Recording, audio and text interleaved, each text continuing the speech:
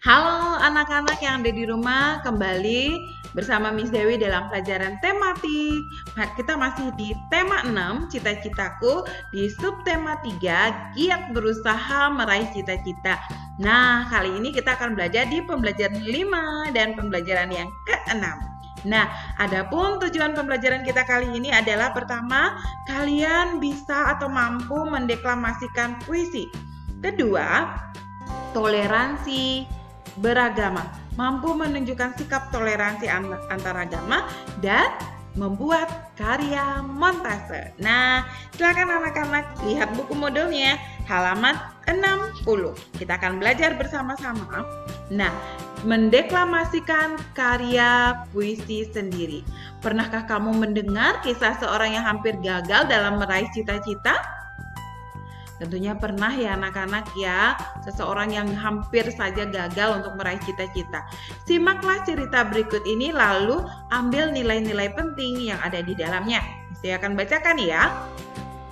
Meraih cita walau nyaris putus asa. Tawa riang dan teriakan lantang datang dari pemilik kaki-kaki kecil yang menyepak bola kaki di tanah lapang di sebuah kecamatan bernama Ledo Kombo. Langit mulai berwarna jingga, awan kelam, pertanda siang telah berganti malam. Pemilik kaki kecil itu pun kembali ke rumah berkumpul dalam hangatnya keluarga dan sejuknya udara desa. Kini kaki-kaki kecil itu telah menjadi kaki-kaki yang kukuh dan lincah menari di atas rumput hijau stadion besar. Pemilik kaki-kaki kecil itu adalah Bayu Gatra Sanggiawan. Pemuda ini lahir pada tanggal 12 November 1991 di Kecamatan Ledo Kombo, Kabupaten Jember, Jawa Timur. Telah lama ia ingin menjadi pemain sepak bola profesional.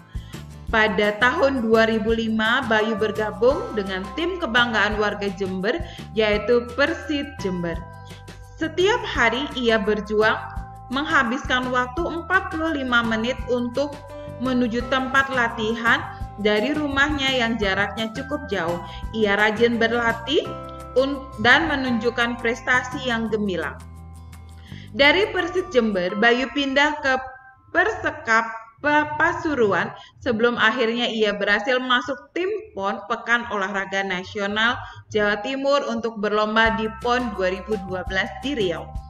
Akan tetapi kemudian ia mengalami cedera lutut parah saat prestasinya sedang gemilang. Cedera itu hampir membuatnya putus asa sehingga ingin berhenti bermain bola. Namun doa dan dukungan dari keluarga membuatnya tetap bersemangat. Ia melakukan operasi agar dapat berlari kembali di lapangan rumput. Setelah mulai pulih, ia meningkatkan porsi latihan agar untuk mengejar ketertinggalannya. Kerja keras dan kegigihannya membuahkan hasil. Bayu pun kembali tampil hebat di lapangan hingga membawa timnya menjadi juara.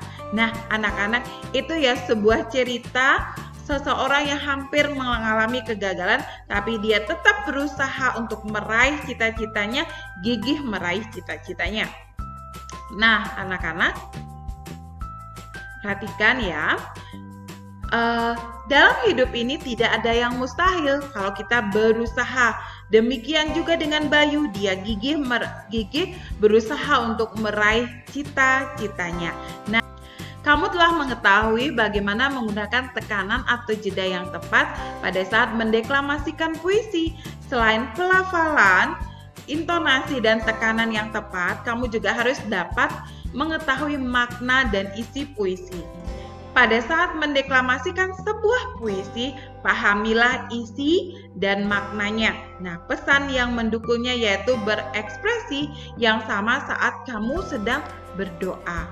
Jika puisimu itu berkisah tentang harapan, ekspresimu harus menunjukkan mata berbinar-binar dengan pandangan jauh menerawang ke depan dengan semangat.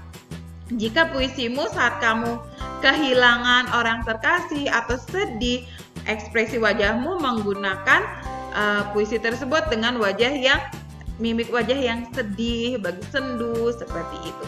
Nah, cobalah kalian nanti pada saat membacakan puisi, perhatikan makna puisi tersebut, apakah sedih, atau senang, atau bersemangat, seperti itu, supaya puisinya menjadi menarik untuk didengar.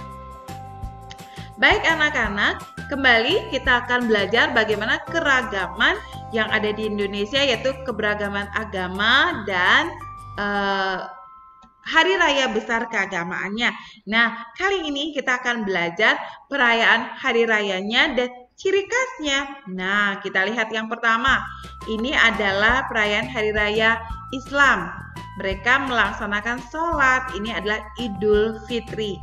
Nah, coba nanti perhatikan bukunya di halaman 61. Nah, ini adalah bagi umat Nasrani, ada pohon Natal. Ini adalah salah satu momen yang sangat spesial yang dirayakan. Nah, ini adalah pawai ogoh-ogoh. Nah, pawai ogoh-ogoh ini adalah perayaan hari raya Nyepi bagi umat Hindu. Nah, ini adalah hari raya Waisak. Nah, biasanya mereka ini bagi umat Buddha. Ini adalah rangkaian upacara Waisak yang mengenang Sri Suci, yaitu mengenang Siddhartha Gautama. Dan ini yang terakhir adalah barongsai. Tradisi barongsai memakai baju merah dengan semua nuansa merah. Dan ada angpau dan juga ada balon-balonnya, lampionnya, seperti itu. Nah, ini adalah serangkaian ciri khas dari perayaan agama yang ada di Indonesia. Nah, selanjutnya kita akan belajar membuat karya montase. Nah, bisa kira kalian masih ingat bagaimana cara membuat karya seni montase. Ini merupakan salah satu karya seni yang bisa kalian gunakan atau terapkan dalam kehidupan sehari-hari. Montase merupakan karya seni yang dibuat dari berbagai foto atau gambar yang digabungkan dengan mengambil gambar-gambar yang ada di majalah atau koran. Nah, jadi kalian bisa melihat contoh-contoh di bawah ini bagaimana kalian bisa membuat karya seni montase dari barang-barang bekas, gambar-gambar yang ada di koran ataupun di majalah. Baik, kita lanjutkan dengan pembelajaran 6, masih tentang deklamasi puisi. Miss Dewi yakin dan percaya kalian masih semangat untuk meraih mimpi kalian, masih semangat belajar sungguh-sungguh walaupun dari rumah ya anak-anak ya. Kita harus tetap gigih dan tidak pernah putus asa. Dan masih ini adalah karya mosaik. Nah, karya mosaik adalah pembuatan karya seni rupa 2 atau 3 dimensi yang menggunakan bahan dari kepingan-kepingan yang sengaja dibuat dengan cara dipotong-potong atau sudah dibentuk potongan kemudian ditempelkan pada bidang datar dengan menggunakan lem. Nah, untuk membuat mosaik ini tentunya kalian bisa juga menggunakan daun-daunan, potongan daunan atau potongan kertas atau potongan kayu. Untuk membuat garis yang membatasi ruang atau bidang digunakan tempelan-tempelan yang berbeda warna. Mosaik dibuat dari bahan-bahan yang sifatnya lembaran atau kepingan yang kemudian ditempel sehingga membentuk sebuah gambar. Nah, anak-anak, nanti kalian bisa praktekkan di rumah membuat karya montase dan karya mosaik dari bahan-bahan yang sudah tersedia di alam. Kalau mosaik kalian bisa menggunakan daun-daun atau kertas warna-warni. Kalau montase kalian cari gambar-gambar bekas di majalah atau koran bekas. Nah, anak-anak, demikian video pembelajaran kita kali ini. Semoga anak-anak paham dan mengerti. Dan kita akan berjumpa kembali pada video pembelajaran berikutnya. Sampai jumpa.